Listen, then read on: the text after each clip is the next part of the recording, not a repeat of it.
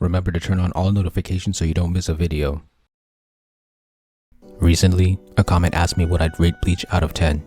I've been thinking about ratings for a long time. How do you properly rate a story? Are they useful? Here's my answer.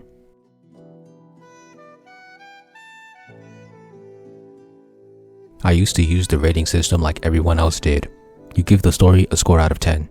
But as I began to analyze stories, I started incorporating so many details into my grading. I would grade the story not on my enjoyment, but the quality of the elements in the story. I'd look at the quality of the plot, characters, themes, and settings. Plot would usually have things like pacing, structure, and conflict. Characters would have things like personalities, chemistry, and development. Theme would have things like quality of execution.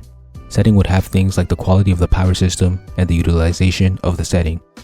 On top of that, there's how well the story succeeds at its genre and how well it executes scenes.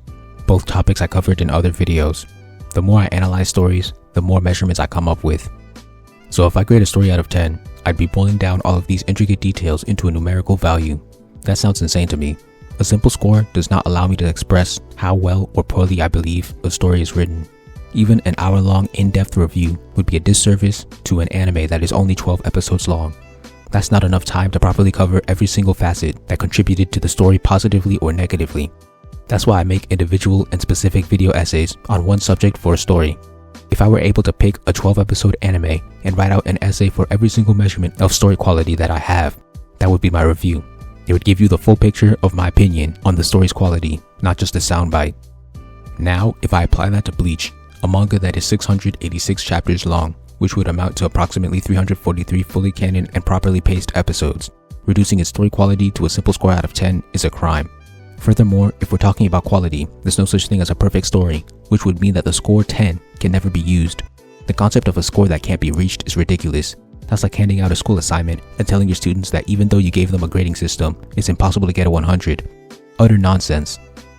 So based on these beliefs, rating stories is a pointless action that minimizes the intricacies of story, which I appreciate. This is why I try my best not to give scores on my channel. There was another system that I had even further back for rating stories. I'd look at a specific genre, choose the best story in that genre, and then compare every other story to that one. For example, if I chose Toradora as the pinnacle of romance anime, Toradora would be a 10. Then I'd compare every other romance anime to it. If a romance anime was equal to Toradora, it'd also receive a 10. If it was slightly weaker, it'd receive a slightly lower score, like a 9 or an 8. This is what I did for a while. Here, the 10 can be used, but it's still reductive. Additionally, it's comparative and doesn't evaluate the story on its own merits. It evaluates them on the merits of being similar to my top spot in the genre.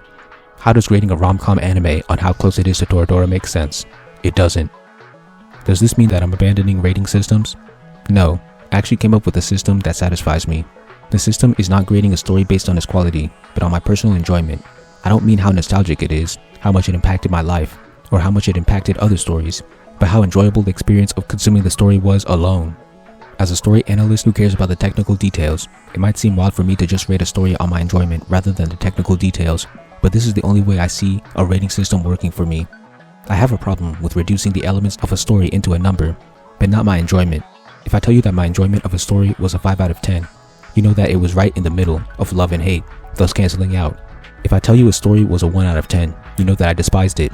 If I tell you a story was a 10 out of 10, you know that I had a phenomenal experience and would rewatch it again. You may not understand why I think that, but at least it paints a powerful picture of my enjoyment. At least it doesn't simplify the complexities of the story. At least the 10 can be used. At least it isn't based on comparison to other stories. It has its flaws, but it's the least flawed rating system I could think of. Sometimes there are things about a story that I love but can't explain until much later, and I believe this takes that into account.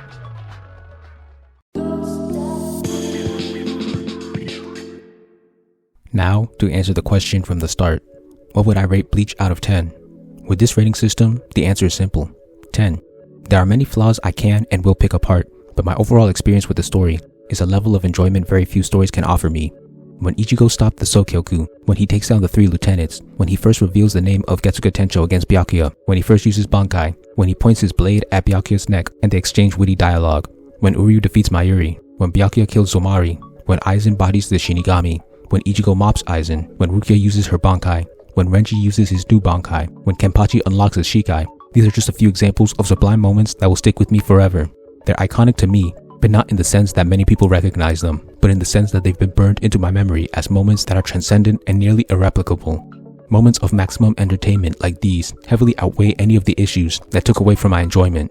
It's easy to point out all of the flaws because writing is kinda like acting. When it's done well, it goes unnoticed.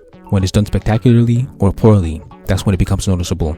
There are probably 10 times the amount of positives I could say about Bleach compared to the negatives, and like I said before, there's no such thing as a perfect story. All stories have flaws. And in case you're wondering about the other big three, yes, both of them are 10s. The experience these stories gave me is unmatchable. I think no amount of poor decisions made towards the end of these stories could erase the impact of their glory days, because when these stories entered the zone, they were breathtaking in a way that I'd never seen before or since. That's why I've always held the big three in high regard, ever since the early days of my channel. I started uploading December 2017, and my first video on the big three was in September 2018, where I was talking about how powerful their starts are and how modern battle manga aren't matching up to that standard. I used to be reserved with my 10s, but now, if a story blows me away, whether it be action, romance, comedy, or mystery, I'm gonna give it a 10 easily.